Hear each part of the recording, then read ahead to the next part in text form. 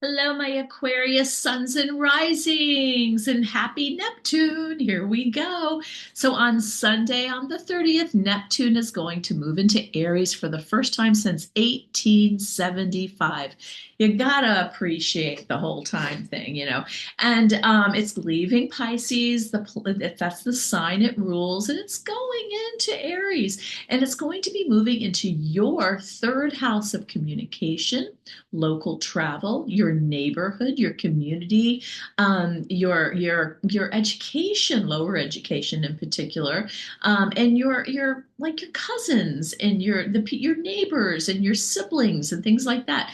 It's going to be a 14-year shift on how you connect with the world and how you communicate and your exploration of the world on an inner level. Now, this first part of the transit is going to last until October 22nd, giving us a little preview. Then it's going to retrograde back into Pisces and then go permanently back into Aries on January 26, 2026.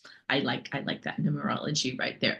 But look at my other video about the Neptune overview, because these first few months are so important. They're so powerful, and they're not going to just set the stage. They really are going to get some things going. So now, what kind of transformation is going to happen to you? Let's take a look at this. You're a cerebral air sign.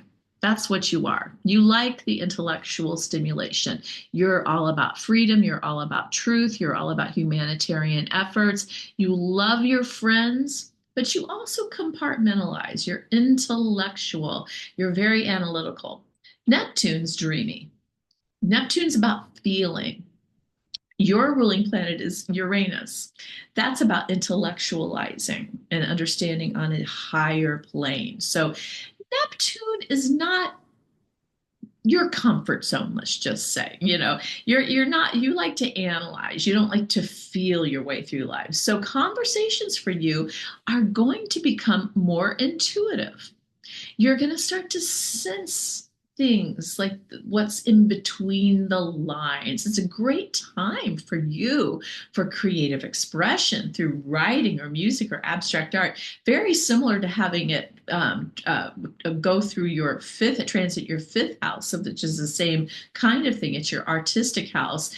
It's going to be a wonderful time for you for creativity. If you are someone who's in the arts, especially if you're a writer or a composer or something like that, you could really have the next 14 years for you could be masterpiece time. So keep that in mind if that's something that you do or if it's something that you want to do.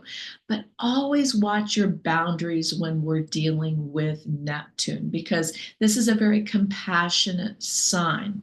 It runs deep, and you are a more analytical sign, but you could fall prey to overextending yourself or draining your resources. Watch out for friends who borrow money.